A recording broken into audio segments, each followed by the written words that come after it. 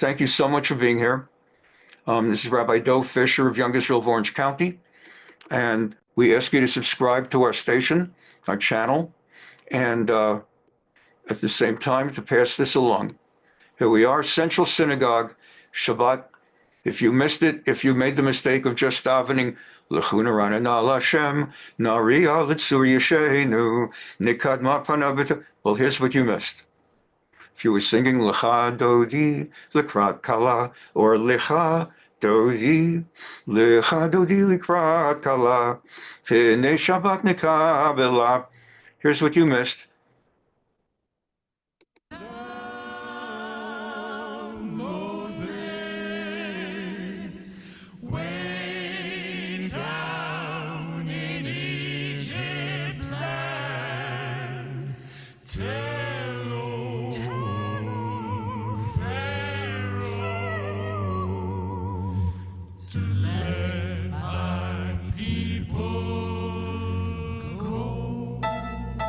The only thing I can say is at least half of them are goyim, so they're not committing any violations of Shabbos. The other half, it's just, the whole thing is a joke. This one's wearing a yarmulke, this one's not wearing a yarmulke, this one's not wearing a yarmulke. Half the women are wearing yarmulkes, and the very lovely Asian lady at the center, she's the non-Jewish rabbi.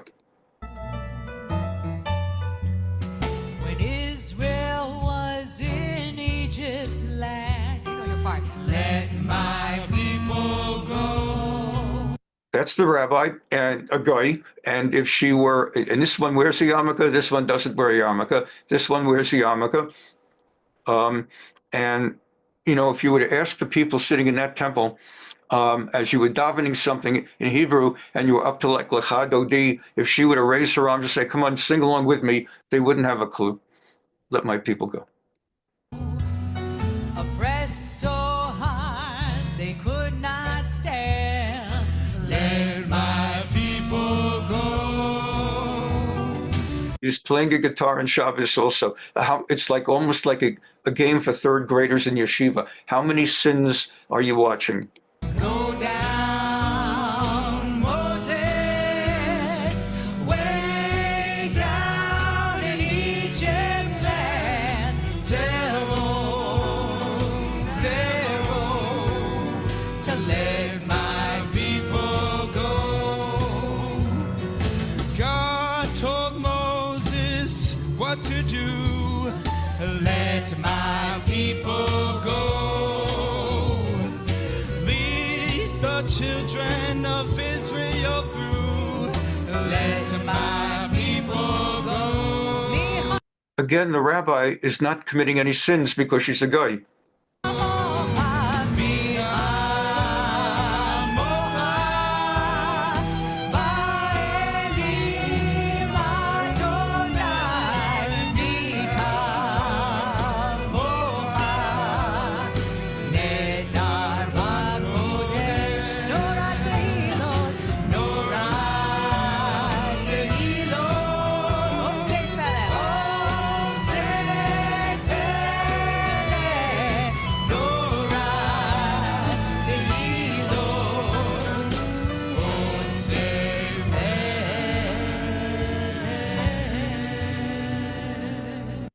May God Almighty spare us and save us from such things. May He not punish, God forbid, the Jews of this country for even tolerating this garbage. And at the same time that this garbage is going on, we are this past 3 weeks have been reading in the Torah Parshiot Shmot, Va'era, and Bo, which recount the Jews getting out of Egypt. And for many of us, we lived in the 1970s through one of the most exciting and meaningful eras in Jewish history, when we saw the miracles before our own eyes of 1 million Jews getting out of the Soviet Union. And that truly was a living reenactment of the miracle. It wasn't exactly as holy as having Moshe Rabbeinu and Aaron taking us out, but we saw 1 million Jews get out. And we didn't scream, bring them home, as though it devolved on others. It was let my people go. And they got out. And there were those who made that possible by praying to God and by doing great things. and Jews got out. A million Jews got out. And what ended up happening, never thought I would see this in my lifetime, but the Soviet Union secret police join me and watch. Now that we've seen what they did last Friday night in a temple, here's what happened with the secret police of the Soviet Union.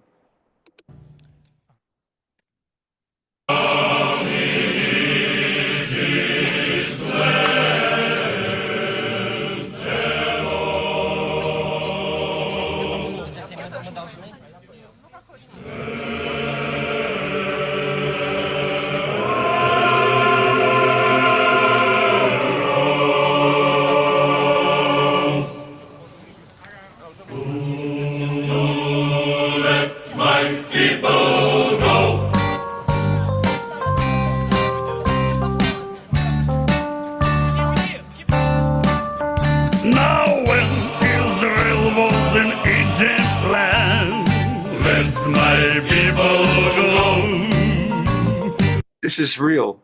This is not a parody. This is not Saturday Night Live or Eretz Nehederet.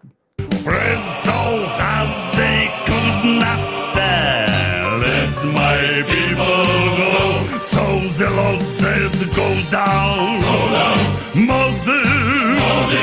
Way down in Egypt.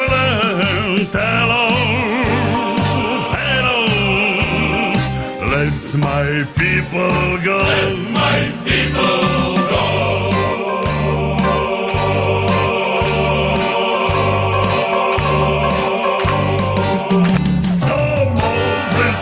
I can't help it. I just keep thinking of Springtime for Hitler. Egypt's land, let my people go. May the Pharaoh understand. Let my people go. Yes. Okay, enough of the simcha. But it wasn't all bad this past week, after all. Okay.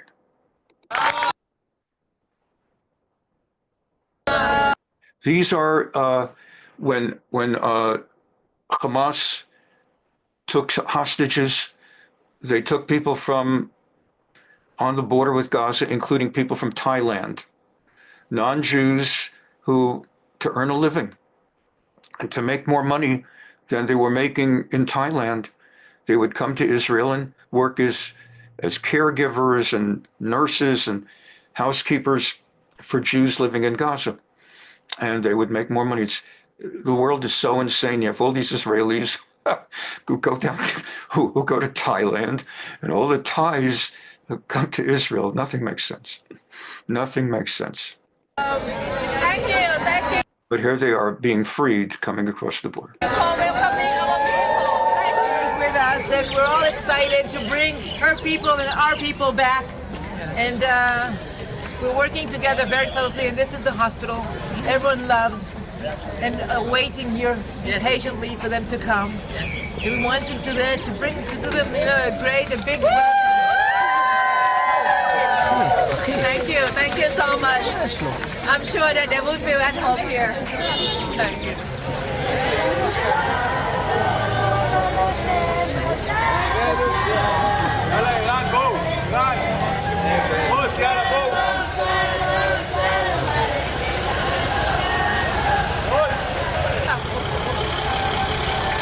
So these are 5 Thais, Chameshet Ezrachei Thailand, 5 Thai citizens, Sheshucharu Mishevi Hamas, Mishvi Hamas, who have been freed from Hamas captivity, Magi'im Lebet Cholim Asaf HaRofeh, and they're returning now, going straight.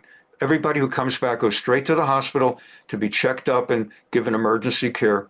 And again, the insanity, it's a wonderful moment, and it really is a wonderful moment. But the insanity that so many Israelis moved to Thailand and so many Thais come to work in Israel.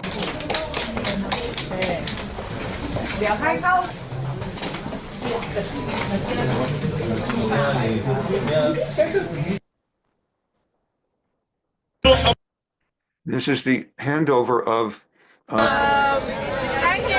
this is the handover of Agam Berger, one of the Jews who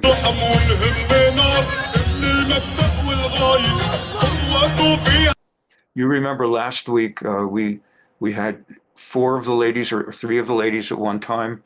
You remember that scene? Hamas makes these into military victory celebrations, showing the world. They're using this because they know they have world news coverage on scene, live, covering the hostage turnovers.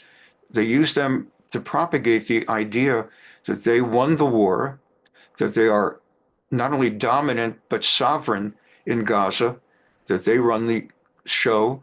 They have thousands upon thousands of quote unquote innocent civilians. They're cheering them on.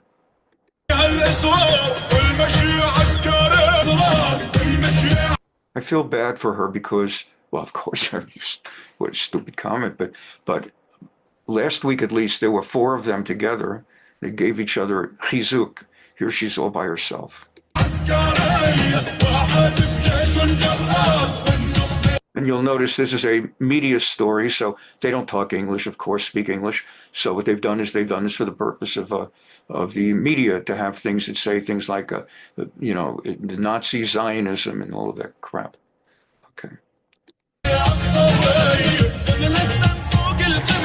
They tell her that they're actually commanding her to wave. They want the media to see that they've treated the hostages so well that the hostages are almost sorry to leave, waving goodbye.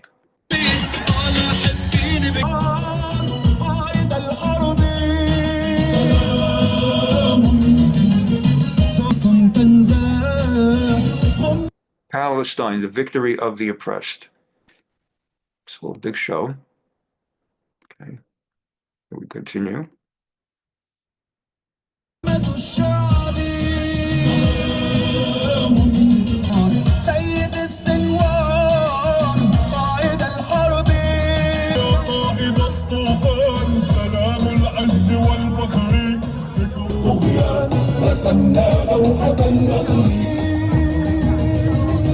And then they put her into a Red Cross vehicle that drives her over. But there's more. There was, this is the scene that kind of was supposed to be, but it actually got more disgusting.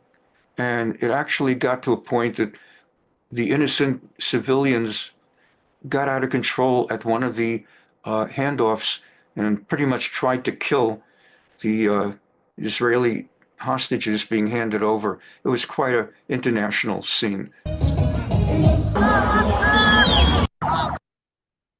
I want to head now to the Middle East. Hamas has released 3 more Israeli hostages today and 5 Thai nationals also abducted during the October 2023 terror attacks. This is how it looked in Jabalia, Gaza, as masked militants handed over Agam Berger, a 28-year-old female Israeli soldier. Later, in the midst of a chaotic crowd in Khan Yunis, militants released 2 Israeli civilians.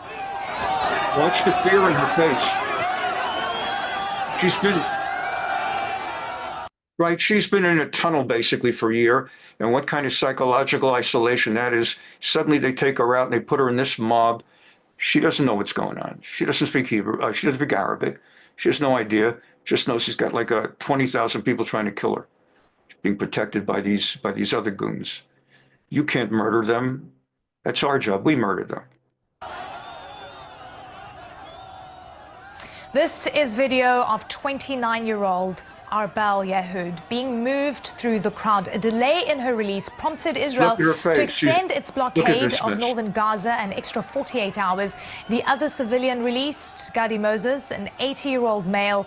The 5 Thai nationals were handed over in a separate agreement between Israel and Hamas. Now, Israel's government is condemning the chaotic scenes and huge crowds seen during the hostages release in Khan Yunis. It announced a delay in the planned release of 110 Palestinian prisoners.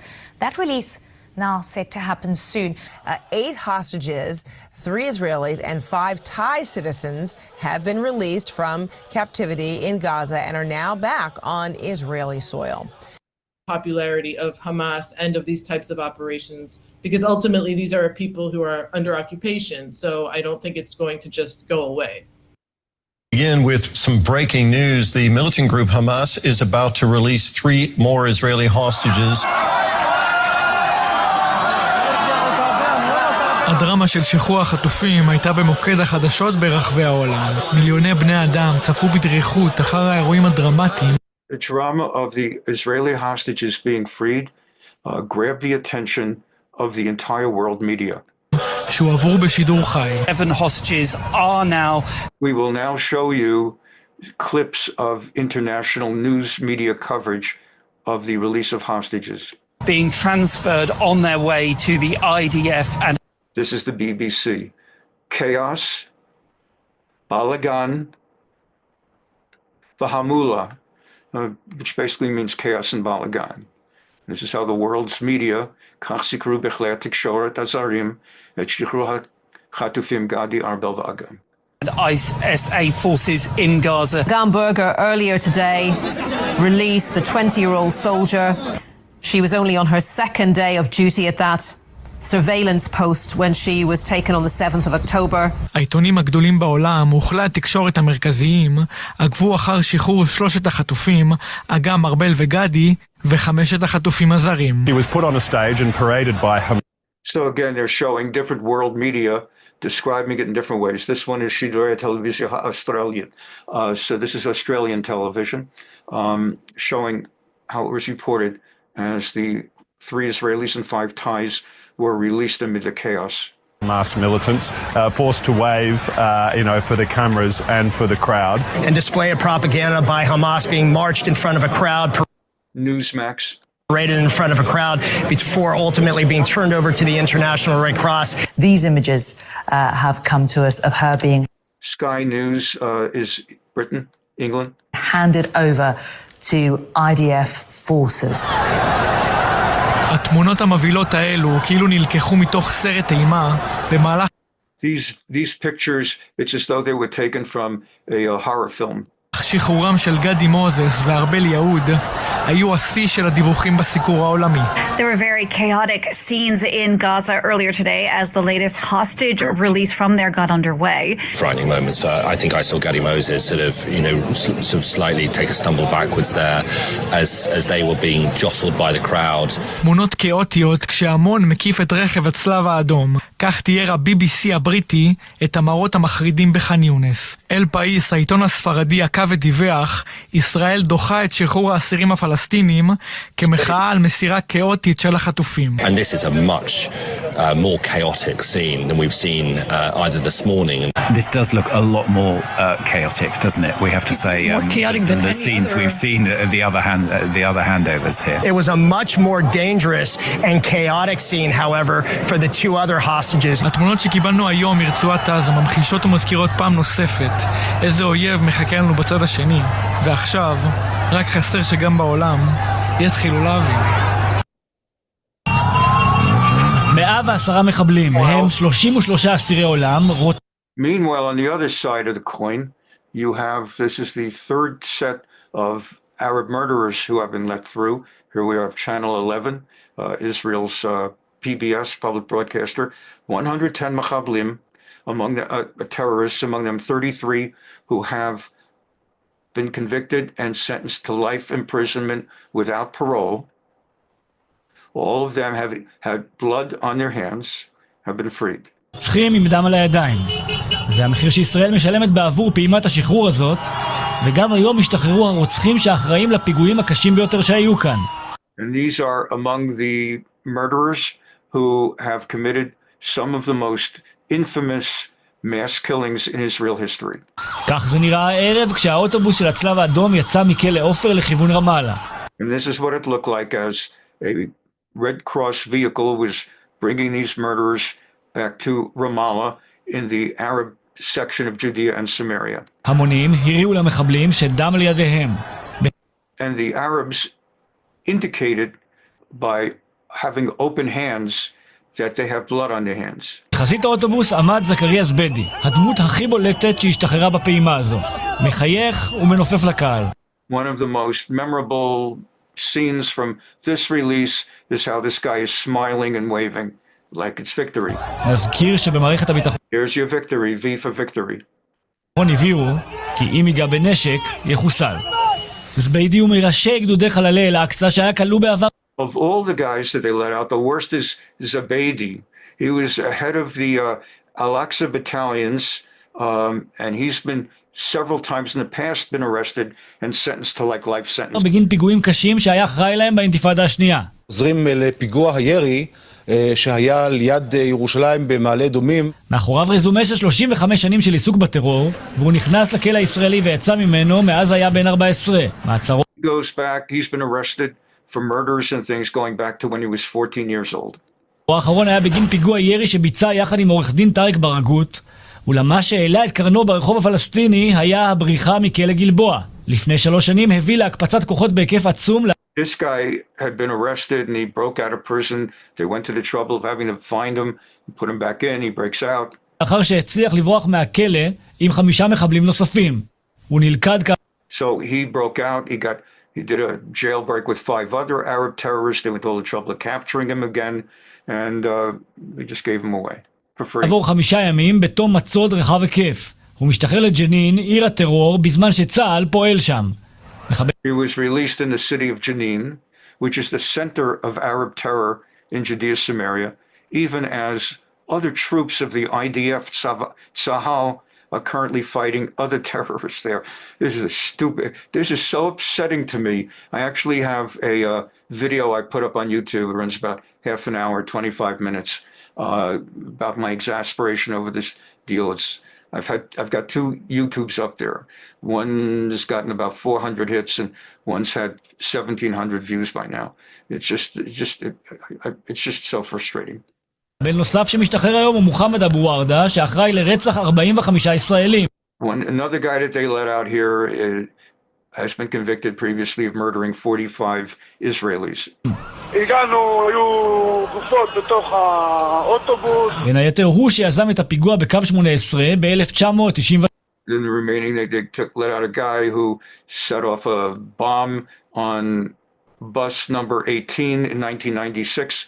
And how many did they kill? נוסף עליו משתחרר היום גם סמי ג'רדאת, המחבל שאחראי לפיגוע במסעדת מקסים בחיפה, שבו נרצחו 21. And then they let out another guy who set off a bomb inside a Haifa restaurant that murdered 21 Israelis. ישראלים. בהחלט שעות מורכבות מאוד, עם תחושה... And this is a survivor of that bomb in that restaurant. You can see one eye is not the same as the other. God knows what's going on with him. אישית מאוד, מאוד קשה ומאוד כואבת, אבל... He's saying this is hard and this is painful, but he, like so many of half the Israeli population, takes the position that this is good to save 3 lives. It doesn't save 3 lives, it condemns maybe 3,000 future deaths. אבל במקביל אני גם מצליח לשים בצד את הכאב האישי שלי ולהתרגש מה...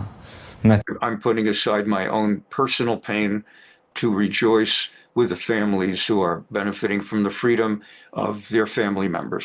התמונות המדהימות האלה של 3 חטופים ישראלים שחוזרים הביתה למשפחה שלהם, לאנשים שאוהבים אותם, לחופש שהם ראויים לו ושהם מגיעים אליו היום, ומבחינתי זה פשוט שווה הכל. במערכת הביטחון מפעילים מעין חמ"ל של המשטרה, הצבא, שב"ס ושב"כ, שעוקב אחר המחבלים המשוחררים, גם בטווח הקצר כדי למנוע חגיגות שמחה ולבצע מעצרים בעת הצורך, וגם בטווח הארוך כדי לוודא שהם נעצרים ברגע שהם חוזרים לטרור.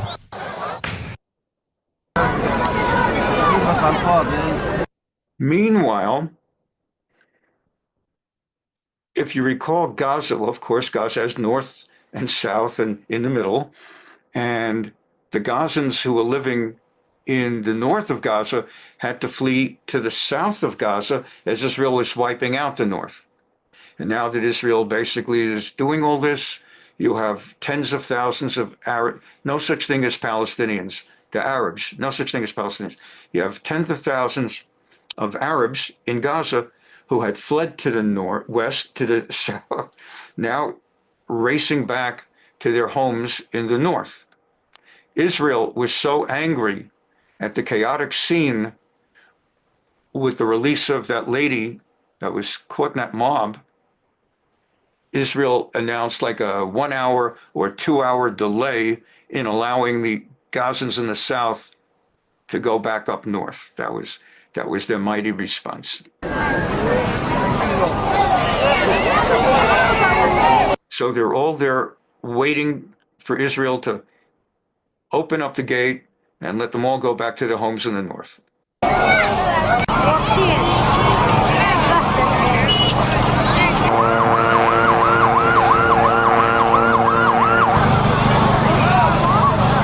And there you see the victory sign, huh?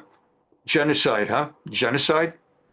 That the sign of when Eisenhower led American troops to liberate Auschwitz and Dachau, did you see a bunch of Jews getting up there with the victory signs? We won, we won. See that? Genocide, right? Genocide. And there's humanitarian aid.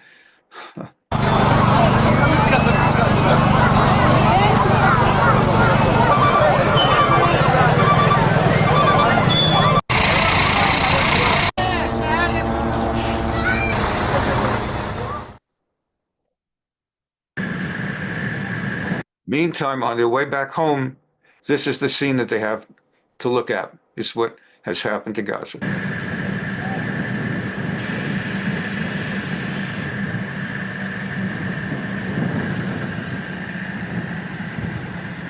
I guess their good news is that unlike the 405 freeway in Los Angeles and the FDR Drive, the traffic is not too heavy.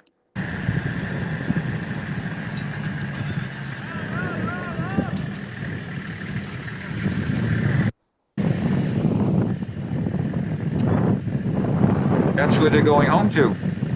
They have no idea because they don't have really television and stuff like that. They're homeless and fled to the south, and their perception is they're coming back home to their houses. And the Chatzi Nechama, my partial consolation, is that this is what they're coming back home to, and they'll be on their way back to the south because they don't have any houses anymore. That's what happens when you're an innocent civilian who supports Hamas, elects Hamas, and cheers Hamas.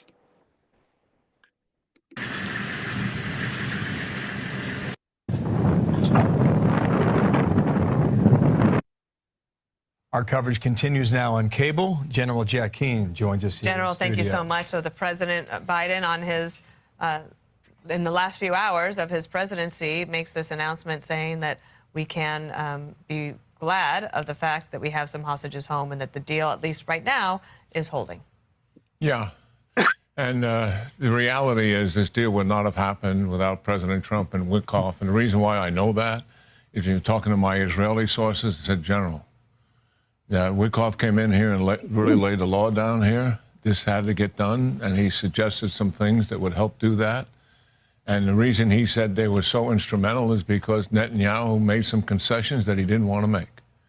And that helped put the deal over, and Hamas made some concessions that they didn't want to make. And we finally got a deal.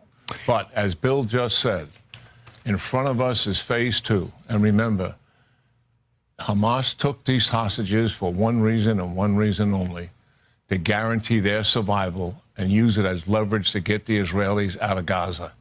They will go down to the wire holding on to that reality, and that's what makes phase 2 so challenging. Those two things are tensions that come together. Israel wants to continue to destroy Hamas, wants to stay in Gaza. Hamas wants Israel out of there. Wow. Remarkable stuff. 4 days ago, you're at Mar-a-Lago with the incoming president. I don't know.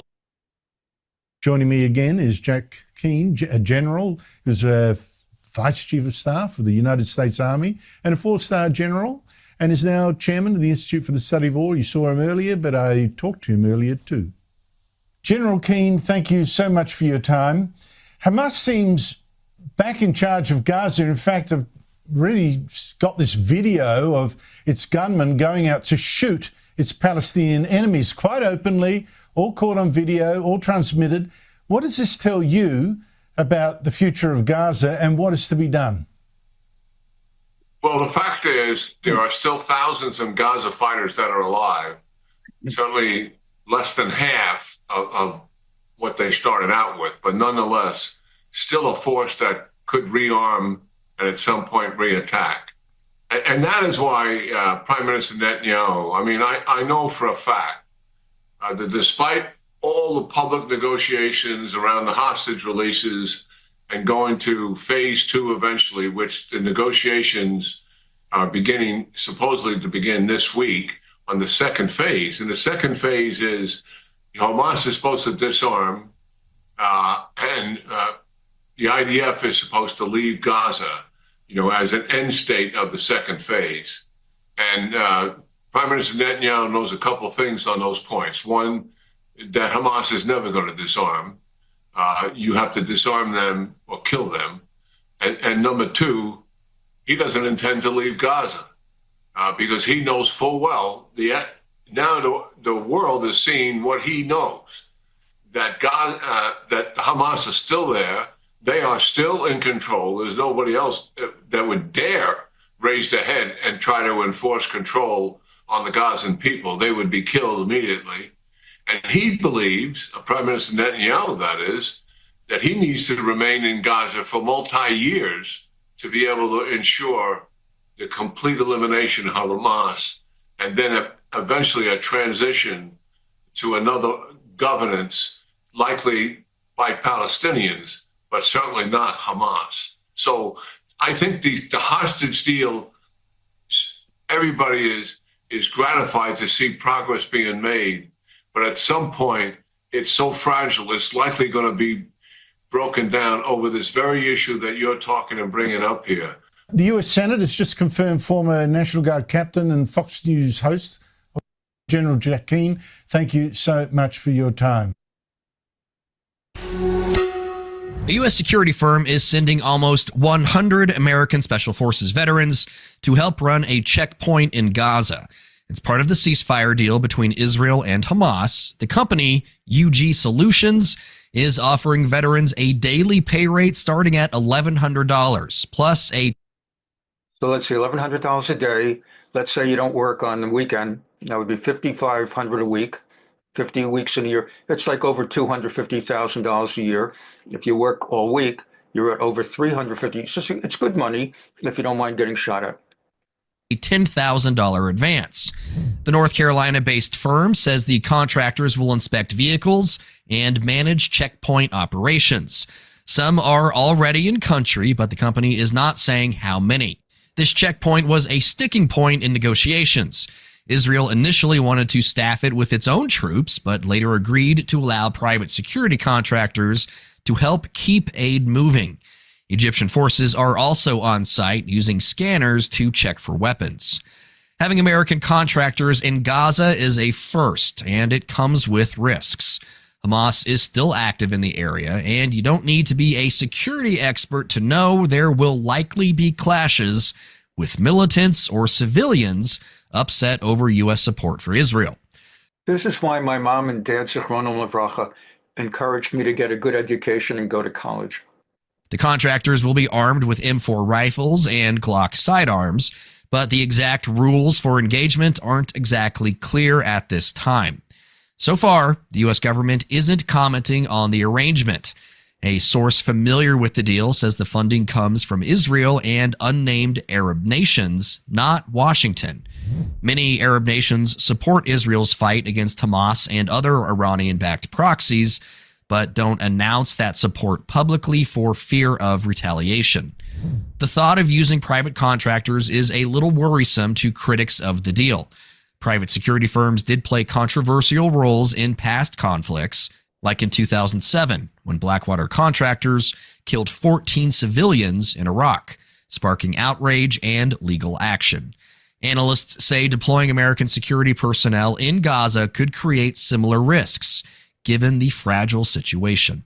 For now, though, the checkpoint remains operational, and thousands of displaced Palestinians continue moving through it as they return to northern Gaza. The ceasefire, brokered by Egypt and Qatar, began on January 19th as part of a 60-day initial phase. For more of our unbiased, straight fact reporting, download the Straight Arrow News app today. See the things you learn on these Sunday programs they don't report during the news, and nobody knows this. There's going to be some kind of incredible situation that's going to happen with those guys. But anyway, who knows from this? Well, I'd like to get them living in an area where they can live without disruption. Of course, President Trump made enormous news the last 10 days, proposing the idea of clearing out all 1.5 million Arabs from Gaza and primarily dumping them into Jordan and Egypt and finding out is any other Arab Muslim country ready to take them. Clearing out because he says the place is an entire dump right now and it cannot be rebuilt with people. Forget about the politics of it. Practically, it is such a dump that and parking lot that they can't rebuild it until they get everybody out of the way. And of course, this is set up its own thing. Corruption and revolution and violence so much is, when you look at the Gaza Strip, it's been hell for so many years. And it just seems to me there's been various civilizations on that strip, It didn't start here. It started thousands of years before. And there's always been violence associated with it. So I think you could get people living in areas that are a lot safer and maybe a lot better and maybe a lot more comfortable. Reiterating statements made to journalists on Sunday about the relocation of Palestinians in Gaza to Egypt and Jordan, the U.S. president insisted on Monday that the two leaders would be on board with the idea. Meanwhile, Egypt denies reports that President Sisi has spoken with Trump, and both Egypt and Jordan have come out strongly against Trump's idea, saying, "That's King Abdullah of Jordan. The previous guy was al-Sisi in Egypt." That Palestinians should be allowed to remain in Gaza. Our stance that the two-state Now keep in mind, they don't want these Arabs because those Arabs from Gaza are trouble. And everyone knows they're trouble. It's not just an Israel-Jewish thing. Everyone knows they're trouble. You put any of them into Jordan, there will be an internal revolution. They'll overthrow and kill Abdullah. And the same thing in Egypt. Nobody wants them. There's 23 Arab countries. Nobody wants them. Solution is the path to achieving peace is firm and unwavering. Our rejection of displacement is also firm and unwavering. 2 days after President Trump's statement and his phone call with Jordan's King Abdullah, Secretary of State Marco Rubio held a separate call with the Jordanian monarch. Rubio thanked King Abdullah for his support of the ceasefire, but made no reference to Trump's remarks on relocating the civilians in Gaza. Senior Hamas official Mohammed Nazal dismissed Trump's comments as, quote, very strange, adding that the Palestinian people who paid with their blood in Mohammed Nazal dismissed. I want to point out, this is the logo or symbol of Hamas. It's well known by people like me who study this stuff. Hamas's central symbol is the Al-Aqsa Mosque in East Jerusalem on Temple Mount, on Har HaBayit. They won't stop. And those are swords. They will not stop until they have, quote unquote, liberated the Temple Mount. So that's not something, no matter what people talk about let's negotiate peace and you'll compromise, they'll compromise. Let's understand their flag, their existence, like a Jewish star on Israel's flag. Would you ask? Well, you would ask Israel to give up the Jewish star, but that's their bottom line. That's their starting point. And if you look at this, there's a little bit of text on it. This is Palestine, what they call Palestine. If you look carefully, that's Israel. Not just the so-called West Bank, Judea and Samaria, not just so-called Gaza. It's all of Israel. It's Haifa, Tel Aviv, Galilee, Beersheba. It's all of Israel. That's their map. That's their flag. Like America has 50 stars, that's their star. There's no compromise with them, even if you wanted to.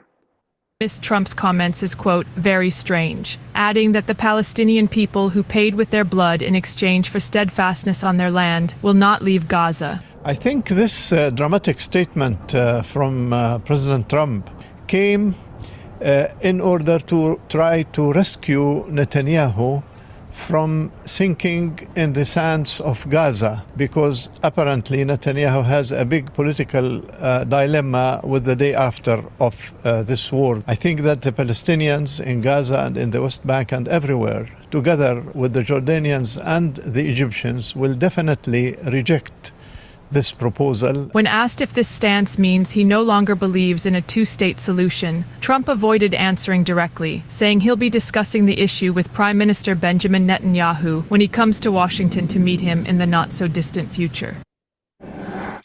There will never be a so-called two-state solution.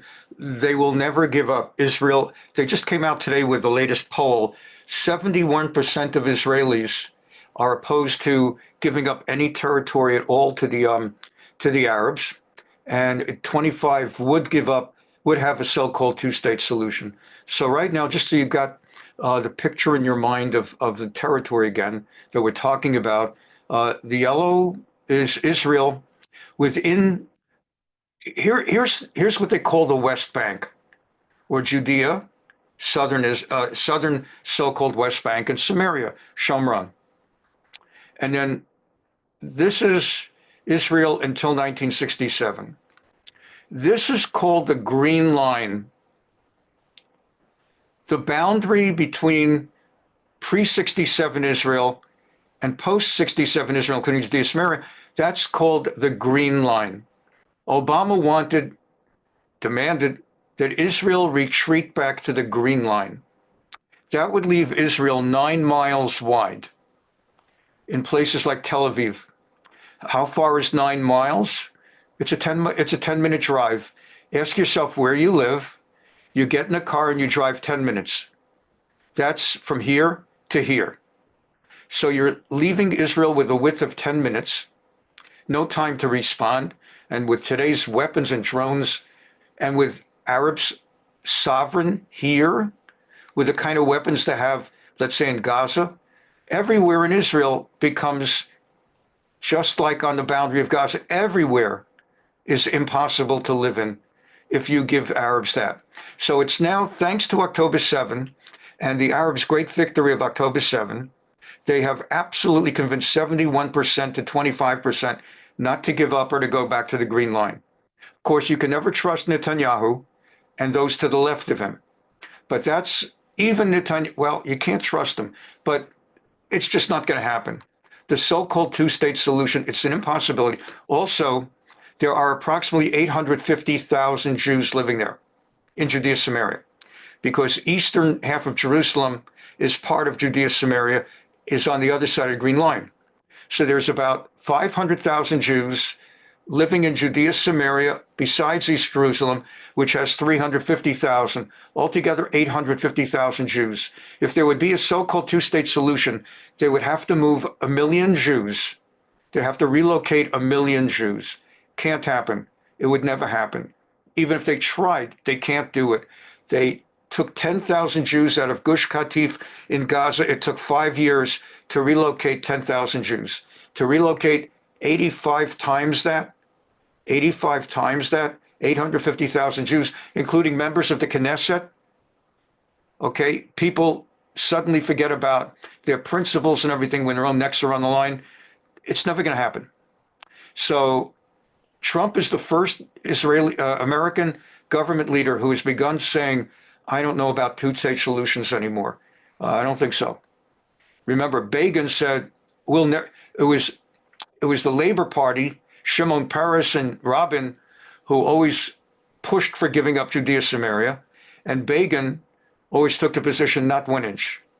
And so we understand the different locations here. We go back.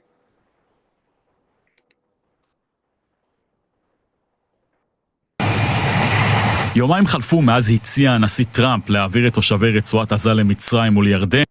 2 days have passed. Oh, this Channel 11 public broadcaster. 2 days have passed since Trump suggested relocating 1.5 million Arabs from Gaza into Jordan and Egypt. וחרף התגובות הזוהמות בעולם הערבי, טראמפ And there has been outrageous, furious responses in the Arab world. ממשיך להתעקש. Meanwhile, Trump is still pushing it. I'd like to get them living in an area where they can live without disruption and revolution and violence so much. When you look at the Gaza Strip, it's been hell for so many years. במצרים כזכור מיהרו לשלול את האפשרות שיקלטו פלסטינים. That's Al-Sisi. In Egypt, they immediately raced to negate those reports and deny them. لا يمكننا أن نغفل الخطر الكبير الذي تمثله الأطروحات المتداولة بشأن تهجير الفلسطينيين من أرضهم. We shall not and must not hesitate to condemn these recent suggestions about relocating or exiling so-called Palestinians from their supposed land. אבל טראמפ מאמין שבכל זאת יצליח לשכנע את השליט המצרי הסיסי. But Trump believes anyway he's going to be able to convince the Egyptian al-Sisi to do it. I wish he would take some. I mean, we help them a lot, and I'm sure he'd help us. He's a friend of mine. He's a very rough part of the world, because to be honest, it's a rough. Trump has a lot of friends. Nobody has more friends than my good friend. He obviously hates them. They hate him.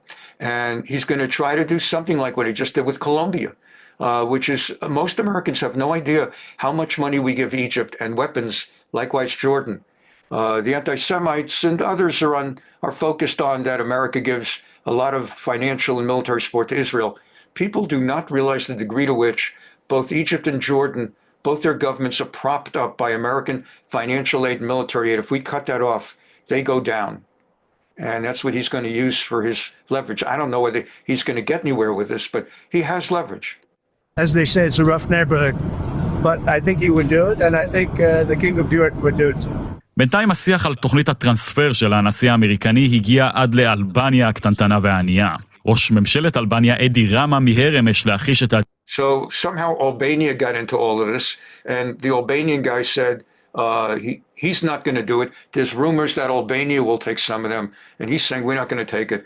And again, the way my mind works, I think back to the movie Wag the Tail, and it's sort of like this thing where, if you remember the movie, no time to get into it, there's so much stuff here, but Albania is almost like a side joke, and it's sort of throughout that movie, the question gets asked, why pick an Albanian? And the answer is, why not? הדיווח של עמית סגל בחדשות 12, שלפיו לטראמפ יש תוכנית להעביר למדינה הבלקנית כ100,000 פלסטינים. לא שמעתי משהו שקרי כל כך כבר הרבה מאוד זמן, ולאחרונה היו הרבה חדשות כזב. זה לחלוטין לא נכון. The Albania is saying there's rumors that we're going to take 100,000 of the 1.5 million. It's not true. We're not going to take them. This is the land of Palestinians, and Palestinians should decide. This is the foreign minister of Iran. באיראן קשובים למילים שיוצאות מהבית הלבן, והיום, כצפוי, שלל שר החוץ האיראני את הרעיון והציע תוכנית חלופית ועקץ את טראמפ. Palestine cannot be deleted from this region, and Palestinians cannot be expelled. So my suggestion is something else. Instead of Palestinians, try to expel Israelis. Well, that's a clever idea. Okay. So that's what's going on with that. עד כיצד זה יסתיים?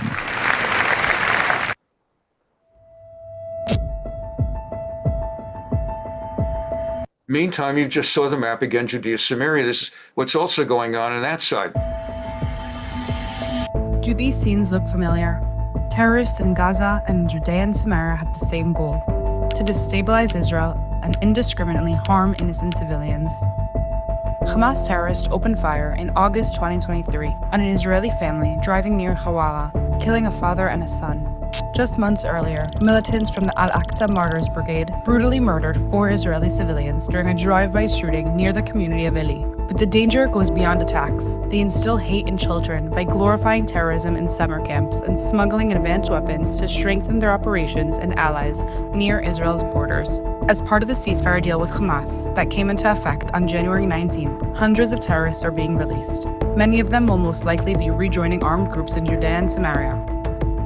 The same people who have killed, bombed, and terrorized Israeli civilians in the past.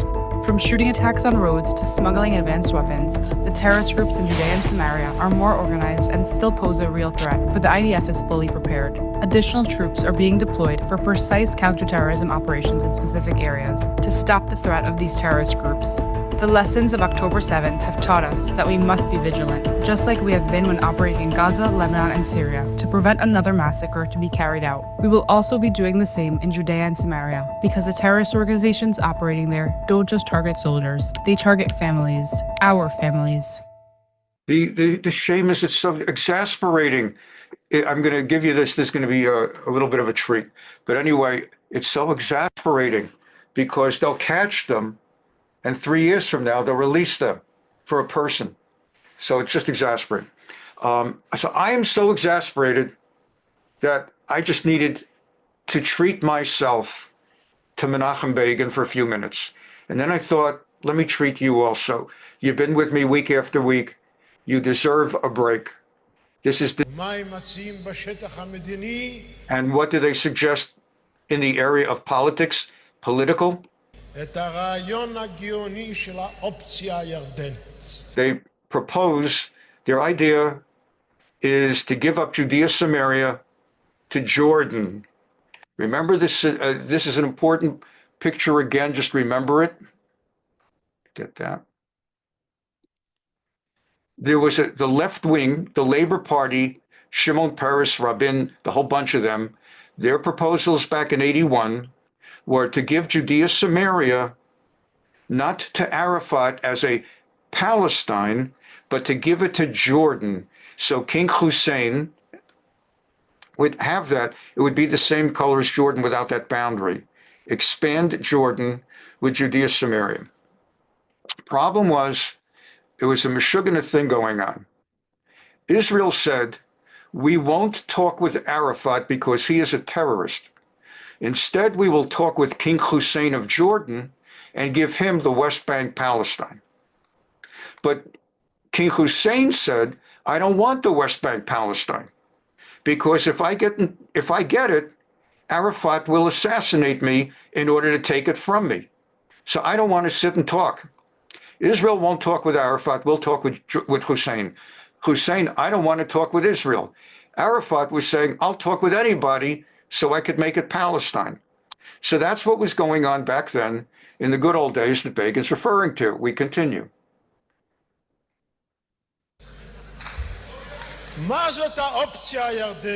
So what is this Jordan option? The Labor Party proposes morning and night, they're prepared to give our land to Hussein.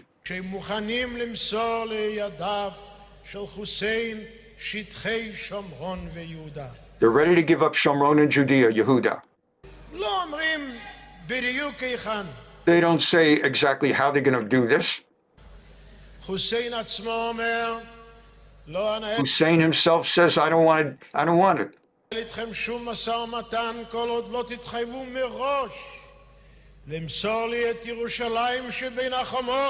Maybe I'll take Judea, Samaria, but you have to guarantee first that you'll give me East Jerusalem.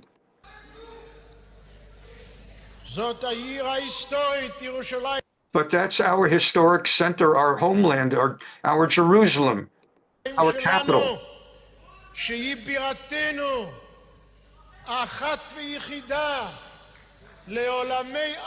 is ours, one and only, forever and ever, eternally.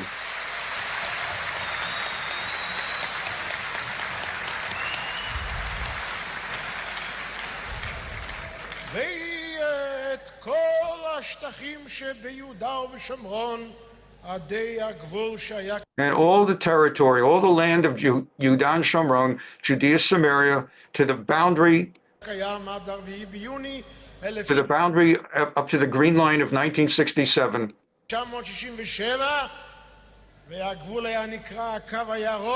It's called the Green Line.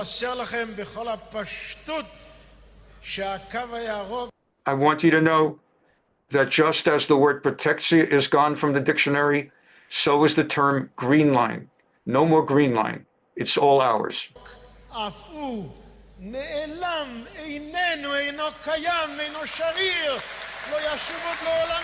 There will never be another Green Line. It's disappeared. It's all ours.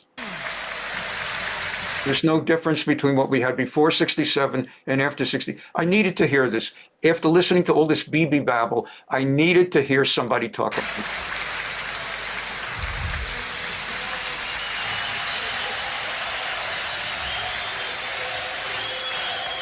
And this is why Israel never gave up Judea, Samaria, Golan, or Gaza, because of this guy. ערך לפשרה טריטוריאלית שתבטיח ישראל יהודית ותמנע מדינה דו-לאומית. The Labor Party had been campaigning, promising to create a two-state solution and create an Arab Palestine country in Judea, Samaria. And Begin argued that that's not going to happen. Never going to happen. נדחו בבוז, בביטול. המונים רבים אף לא הבינו למה בכלל צריך להתפשר על ארץ ישראל. A great many Israelis simply did not understand, why do we have to compromise on the land of Israel? הליכוד אמר, אכן ניצחה התחושה הלאומית, הפטריוטית. המערך אמר, לא, השתלטה התחושה הלאומנית, השוביניסטית, העיוורת. Begin ran saying, we need to be patriotic. And the left wing said, no, that's national chauvinism and blind.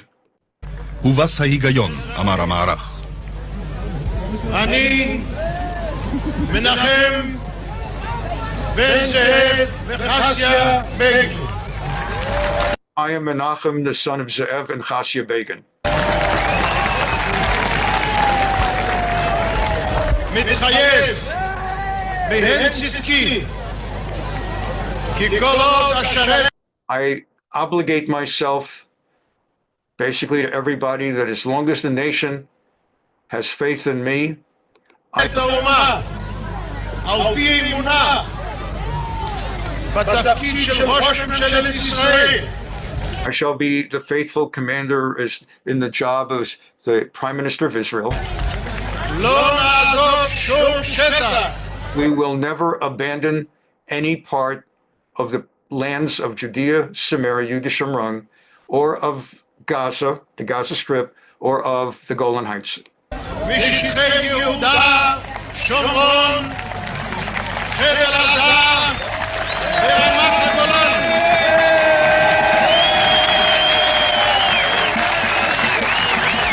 And he never did.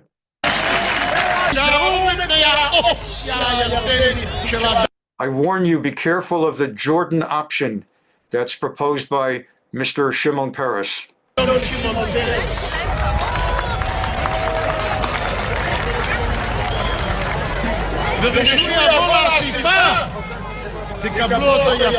Now look, when it comes to a public gathering, treat him respectfully. Apparently there had just been an incident of a Sephardic celebration, Mamuna. It's a Sephardic holiday celebration, and Peres tried to campaign among the Sephardim, and they basically threw him out of the place. So Begin saying, treat him nicely.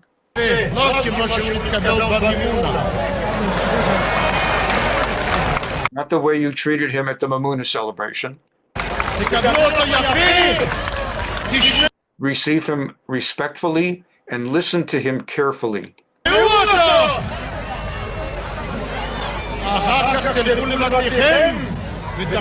Then go home and think about what he said. And think about it.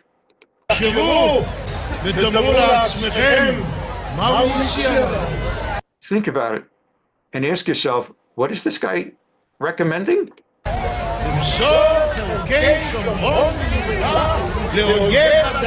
To hand over Samaria and Judea to our blood enemies who have sworn to destroy us?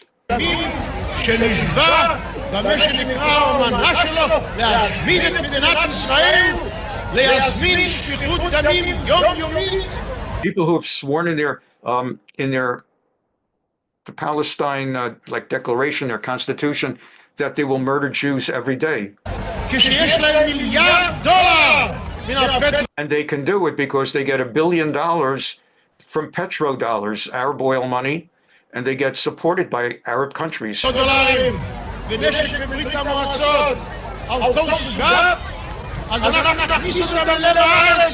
what, we're going to now bring them into the heart of our homeland?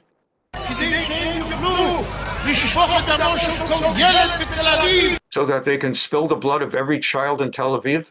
When Begin was elected prime minister, he demonstratively went into Judea, Samaria, and he demonstratively demonstrated, we're not giving it up. So he went to celebrate in Judea, Samaria, a new community that had just been set up.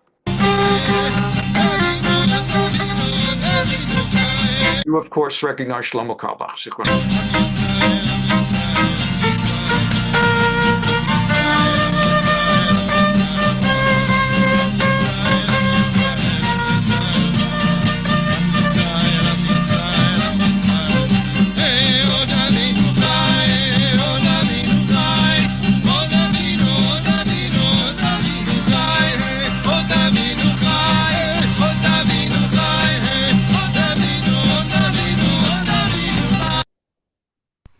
I miss him. Boy, do I miss him. But this guy is pretty good too. And you do believe that the two-state solution is the future? No, I think we have to recognize there was a Palestinian state. It was called Gaza. Look how that turned out. You can't have a Palestinian state on top of the Israeli state if the Palestinians continue to believe that Israel shouldn't exist. Because the Palestinians don't believe in a two-state solution. They believe in a one-state solution, and their solution, and Israel disappears. That's no solution whatsoever. Israel has a right to its autonomous, indigenous homeland that they've had for 3,500 years since the days of Abraham. What's your reaction to the Middle East? Your comments to us on Saturday about sort of cleaning out the area and potentially, starting almost with a clean slate really caused quite a stir. Were you watching that, and do you have any other?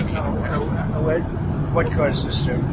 When you talked to us on Saturday about Gaza and the possibility that there more than 1.5 million people could be moved out of there. I'd like to get them living in an area where they can live without disruption and revolution and violence so much as when you look at the Gaza Strip, it's been hell for so many years. And it just seems to me there's been various civilizations on that strip, and it didn't start here. It started thousands of years before. But I think he would do it, and I think the King of Jordan would do it too. About the rule of law and all the issues there made them more vulnerable. But he was in office, and he had a narrow parliamentary majority and an otherwise very fragile political coalition got stronger because of what happened on October the 6th. And he was the commander-in-chief, if you will, and he fought it back. And I think, I think what's happened there in the last 25 years is one of the great tragedies of the 21st century. And when I tell the young people, for example, who are understandably in America, let's say they're super sympathetic with the Palestinians. Well, they've been killed, a lot of those Palestinians have, and all they know is that a lot more Palestinians have been killed than Israelis. And I tell them what Arafat walked away from. And they can't believe it. I said, oh yeah, he walked away from a Palestinian state with a capital in East Jerusalem, 96% of the West Bank, 4% of Israel to make up for the 4% that the settlers occupied that were beyond the borders in the 67 war. And I go through all the stuff that was in the deal, and they it's not on their radar screen. They can't even imagine that happened. And I tell them, the first and most famous victim of an attempt to give the Palestinians a state was Prime Minister Begin, whom I think loved as much as I ever loved another man. And so Begin, he dies, and then Shimon Peres is defeated in the election, and where the rest of it is history. But you walk away from these once-in-a-lifetime peace opportunities, and you can't complain 25 years later when the doors weren't all still open and all the possibilities weren't still there. You can't do it. It's just... Your voice just cracked when you said that. He walked away from the deal.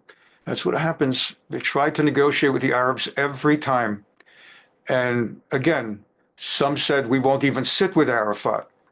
The Israeli government says that the PLO has never recognized the state of Israel, has done terrible terrorist acts of murder against the Israeli people, and that you don't sit down and negotiate across a table with people who refuse to recognize your right to exist. Why do you disagree with that? Because if you want to speak with your enemy, you've got to speak with the people who are the leaders.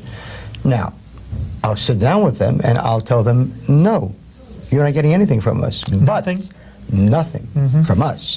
But if you like Jordan, and if you like a state, we'll help you get Jordan. That's a solution. Now, if they don't like it, we sat down with them.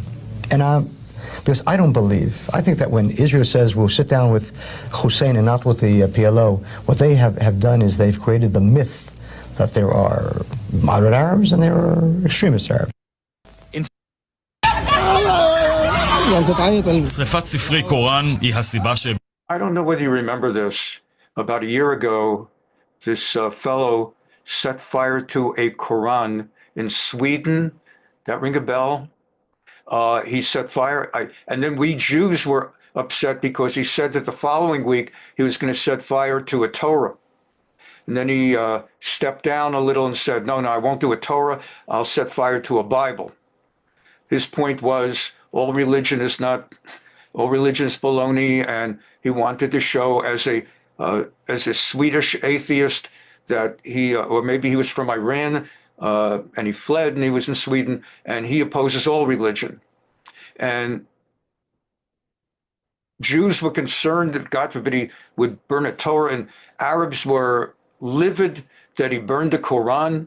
I don't know if you recall, in Iraq, there were riotous demonstrations outside the Swedish embassy.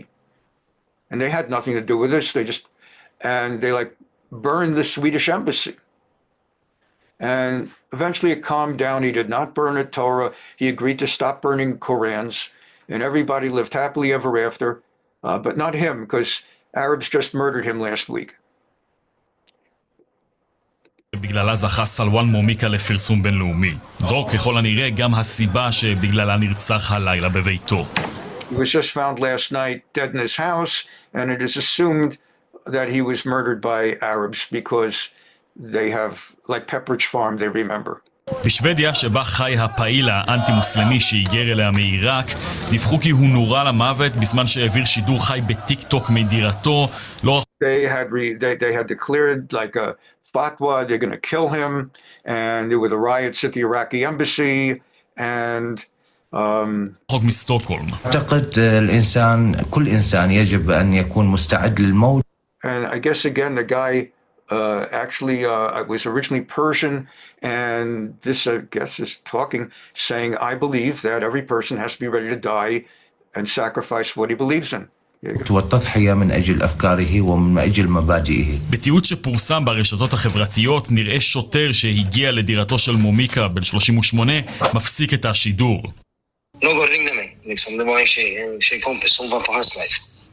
Apparently there's something that he was on social media and suddenly his transmission stopped, and I guess I don't know who the woman is, but whether it said his wife or a girlfriend said they just shot him.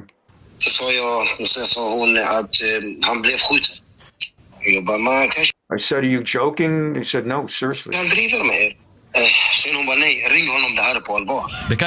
I called back and nobody answered. Basically, in the summer of 2023, Mumika, I guess that's his name, set fire to a Quran in public on 2 occasions at least. 2023 הצית מומיקה ספר קוראן בפומבי בשתי הזדמנויות לפחות. מחאה פרטית שהובילה לגל אדיר של הפגנות זוהמות ברחבי העולם המוסלמי. So then all over the Muslim world there were anti-Swedish demonstrations. Obviously Sweden had nothing to do with it, but Sweden, which is a really liberal, progressive country, insisted from the outset freedom of speech. We won't stop him. That's why they went after Sweden. So they were burning a Swedish flag. בעיראק הסתערו מפגינים על מבנה השגרירות השוודית בבגדד, והשגריר סולק במחאה מהמדינה.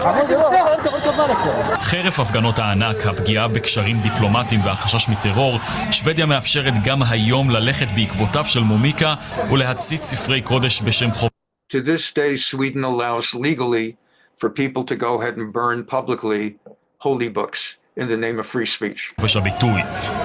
However, of course, it's one thing to be allowed to do it, another thing to get shot for doing it. זאת, החוק נתון לפרשנות במקרה שקיים חשש לפגיעה בקבוצה אתנית או דתית. لست نادم أنا فخور بنفسي وأنا فخور مما فعلته. I don't regret what I did. I'm proud of myself and that I did this and I advanced free speech. ما قدمته. Hur mår du? Inte bra. Idag de har varit på min life. De bara du next, säger de till mig. How do you feel? The guy says, I don't feel good about it. I just got a message that says you're next. משטרת שוודיה מסרה כי 5 חשודים נעצרו במסגרת חקירת הרצח של הפעילה האנטי-מוסלמית. 5 have been arrested in Sweden on charges of whatever. מוסלמי. לפי שעה הרקע לא ברור, אך לא מן הנמנע שהפעילות של מומיקה עלתה לו בחייו.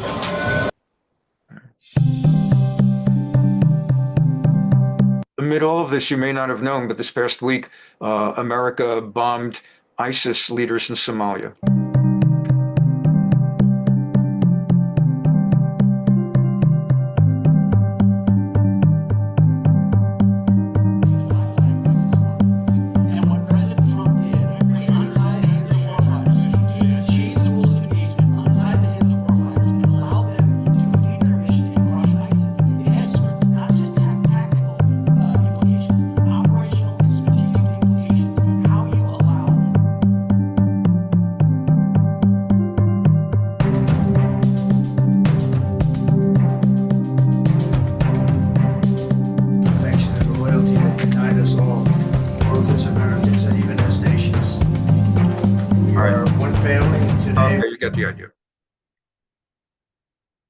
And staying with the Trump administration, the president has signed an executive order promising action against international college students and others who took part in pro-Palestine protests during Israel's war in Gaza. It is amazing how much Jewish stuff happens every week. His aggressive action aims to revoke visas of foreign students and prosecute offenders found to be Hamas sympathizers. The executive order also calls for the deportation of quote-unquote resident aliens who broke the law as part of the anti-Israel protests since the Hamas terror attack on October 7th of 2023. Jewish students have faced an unrelenting barrage of discrimination, denial of access to campus common areas and facilities, including libraries and classrooms, and intimidation, harassment, and physical threats and assault. Now, under the order, federal agencies have 60 days to produce a report to identify all actions to curb anti-Semitism at U.S. colleges and universities. The order also empowers these educational institutions to monitor and report such students to remove them from the institutions. In addition to identifying relevant authorities to curb or combat anti-Semitism generally required by this section, the Secretary of State, the Secretary of Education, and the Secretary of Homeland Security, in consultation with each other, shall include in their reports recommendations for familiarizing institutions of higher education with the grounds for inadmissibility, so that such institutions may monitor for and report activities by alien students and staff relevant to those grounds, and for ensuring that such reports about aliens lead, as appropriate and consistent with applicable law, to investigations and, if warranted, actions to remove such aliens. Meanwhile, civil rights activists say President Trump's executive order is likely unconstitutional and paints peaceful protesters as terrorist sympathizers. The Trump administration's attempt to smear the many Jewish, Muslim, Palestinian, and other college students who protested the Israeli government's genocide in overwhelmingly peaceful ways represents a dishonest, overbroad, and unenforceable attack on both free speech and the humanity of Palestinians, all for the sake of a foreign government. So is the administration's apparent threat to deport any foreign student who merely participated in anti-genocide protests. Now, during his re-election campaign, Donald Trump accused the Biden administration of failing to stop anti-Israel protests on campus. However, the Biden administration opened more than 100 investigations into alleged anti-Semitism incidents at schools and universities after the Hamas attack on Israel.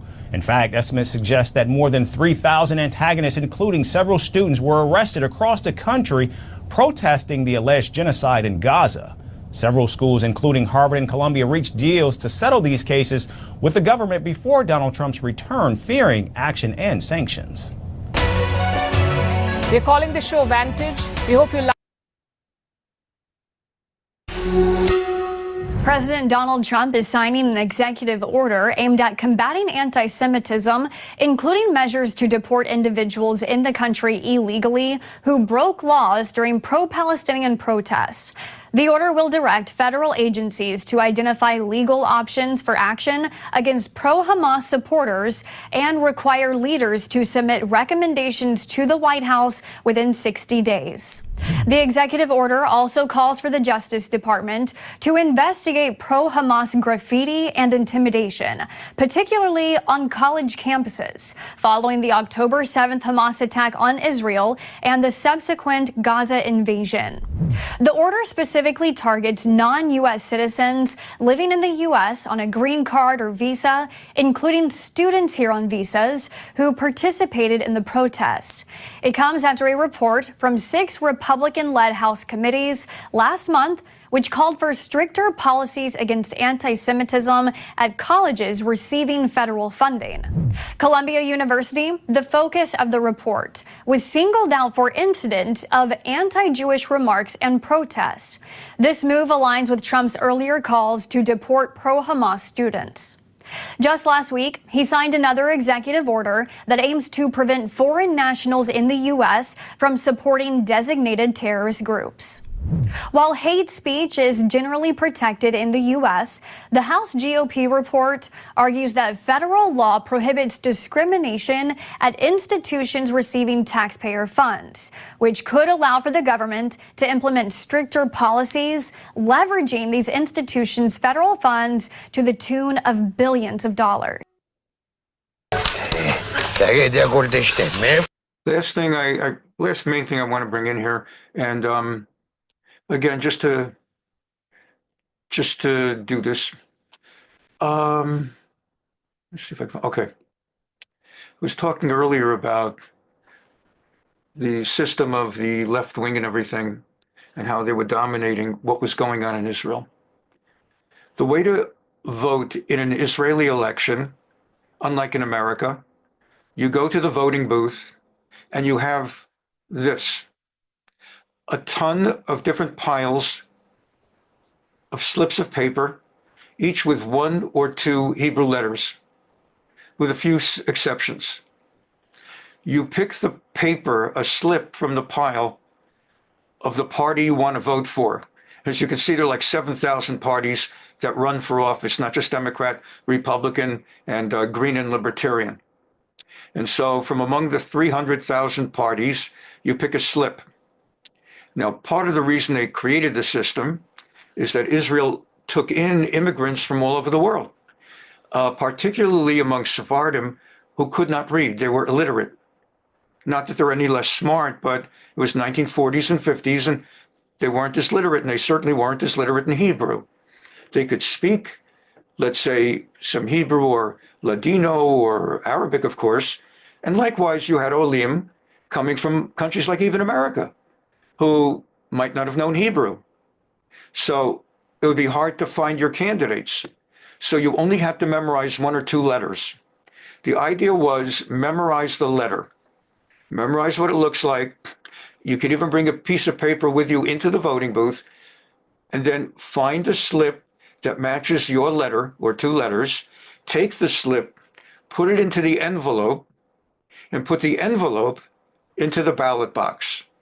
And that you do in front of the poll watchers. There are like 10 poll watchers at a long table, 1 from each party, and they all watch when you put your envelope into the ballot box with a slip. Because it was a corrupt system in great measure, what would happen is the parties like Tammany Hall in America used to do with the immigrants coming around 1900, the Irish, the Italians, the Poles, the Germans, the Jews. They would pay you some money to vote for their candidate. The Democrats would have Tammany Hall people, and they give an immigrant who spoke Yiddish and didn't know a word of English, give him $5, $10, tell him how to vote, and he would vote, or for $1. In the 50s or 60s, Israel came out with a classic movie called Sallah Shabati. It's a Yemenite name. It's a fictitious comedy movie that basically parodied and satirized all the insane things in Israel. It was in good spirit, not meant to make Israel look bad, but just a real feel-good movie that focused on a Yemenite family that made Aliyah in the 1950s, didn't know what's going on in Israel. The socialist, communist, Ashkenazi government tried to turn them all into socialist communists. Nobody understood each other. And the main character was played by Topal, who later becomes famous as Fiddler on the Roof's Tevye in the movie. So in this little picture I've brought you, essentially, Tevye has been approached by several different parties who have offered him money if he'll vote for their party. He initially doesn't even know what it's about, and while he's playing sheshbesh, backgammon, another guy in the absorption center tries to explain to him what's going on. Here we go. איפה יש לך? אתה כל כך הרבה חצי לירות להפסיד, אה? נשאר לי קצת כסף מהבחירות. גולדשטיין, מאיפה יש לך? אתה כל כך הרבה חצי לירות להפסיד, אה? נשאר לי קצת כסף מהבחירות האחרונות. בחירות זה עבודה קשה? בחירות? לא. משלמים לך בשביל להצביע פוליטיקה. אתה צריך לשים עוד במעטפה וחלאס חופשי. איזה עוד? אז הם אומרים לך. תראה, גולדשטיין, פעם אחת יש עבודה קלה במעברה, גם כן אני לא יכול לעבוד. למה? לא מכיר טוב את האותיות. לא משנה, הכל סודי. לא רואים שום דבר. אז איך יודעים מה שמת במעטפה? לא יודעים, אבל משלמים. זהו דמוקרטיה.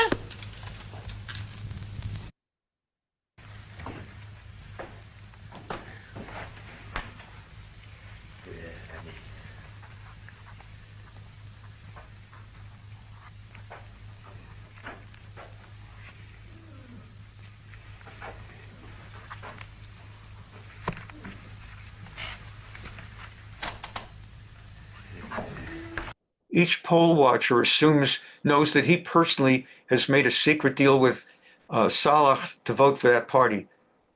Nobody notices he's shaking hands with each one and winking at each one. He's made a deal with each one because he doesn't understand the whole point.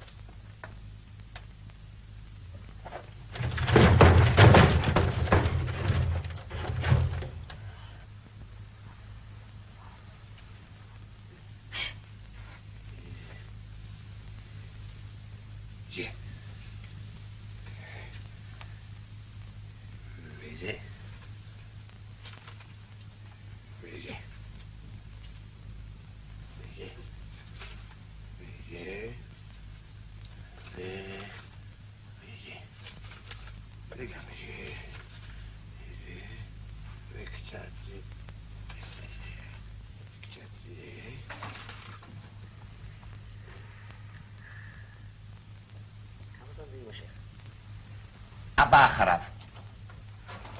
הבא אחריו! עוד לא גמרתי! וזה בשביל הילדים, וגם כן זה בשביל הילדים, וזה, ודי, וזה.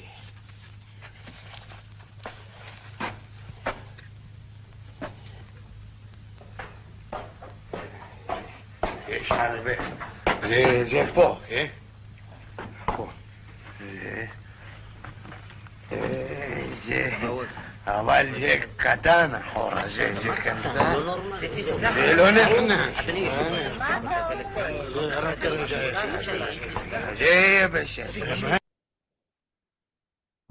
Somebody, hello?